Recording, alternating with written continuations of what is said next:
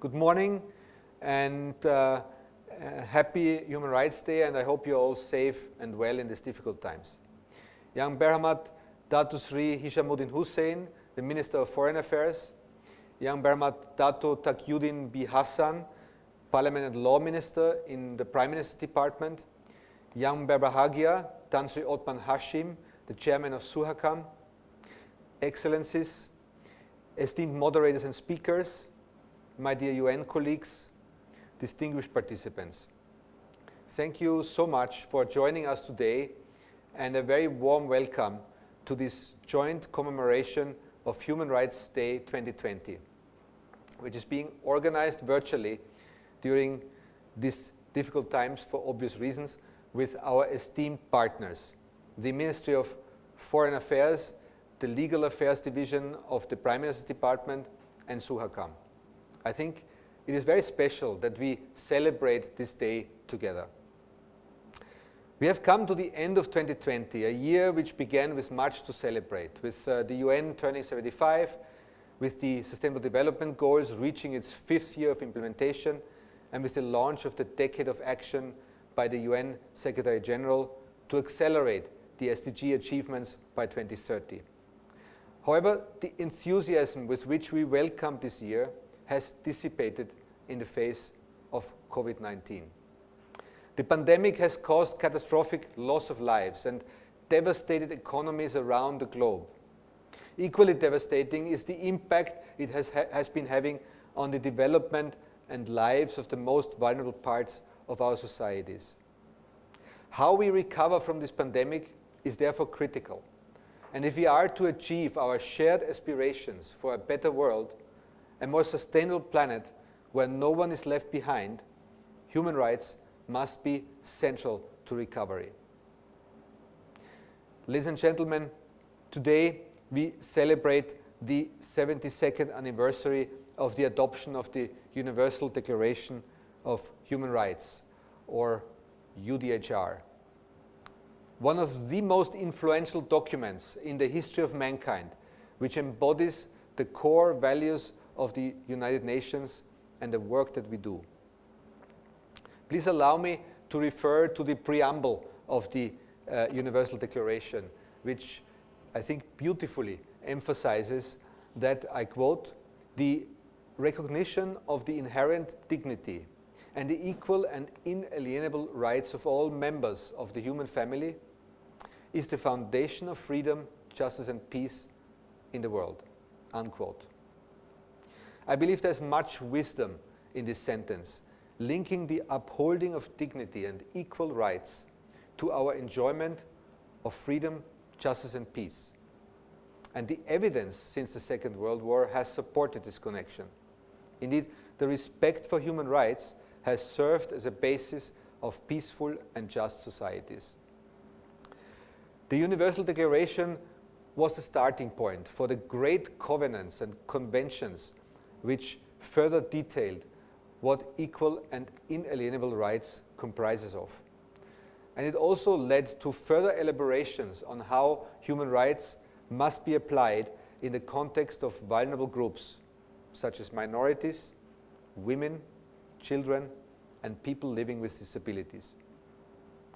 Finally and importantly, this led to the shaping of our understanding that development and human rights are actually two sides of the same coin. And the culmination of this integration of development and human rights are the Sustainable Development Goals. The SDGs include human rights as their DNA. This is why the SDGs need to be linked to human rights to fully achieve Agenda 2030. Dear friends, although news of promising vaccines brings a lot of hope to overcome the health aspect of the COVID crisis, it will take a mammoth effort to rebuild livelihoods and economies and to bring the SDGs back on track. It will take unprecedented solidarity amongst nations and within countries if we are to build back better. But it is also true that opportunities for change usually arise out of crisis. The boldest innovations of humanity were born out of the ashes of adversity. And like other major crises, COVID presents us with a huge opportunity to change outdated, unfair, and inefficient policies. Human rights must be at the center of these policies, since this will ensure that people are always at the center of development. And consequently, post-COVID progress should be assessed on the basis of how countries treat its most vulnerable populations. That is the principle of leaving no one behind. How countries define checks and balances of the state vis-à-vis the individuals. This is why institutions such as the Independent Police Commission and safeguards such as the freedom of speech and the freedom of media are so important, as stipulated in SDG 16. And how countries ensure equal treatment for all groups of society, minorities and majorities alike, and foster inclusive societies. These are all essential aspects of this social contract between the state and the individual, and of national identity.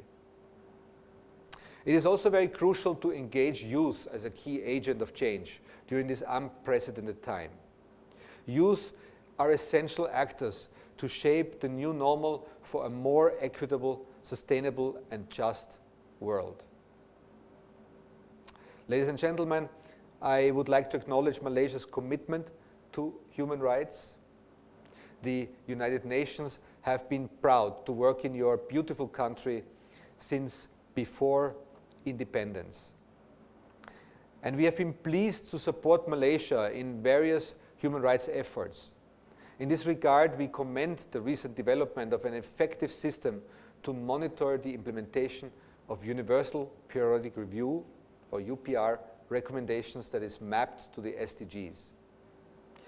We also recognize the important role of Suhakam for the promotion and protection of human rights.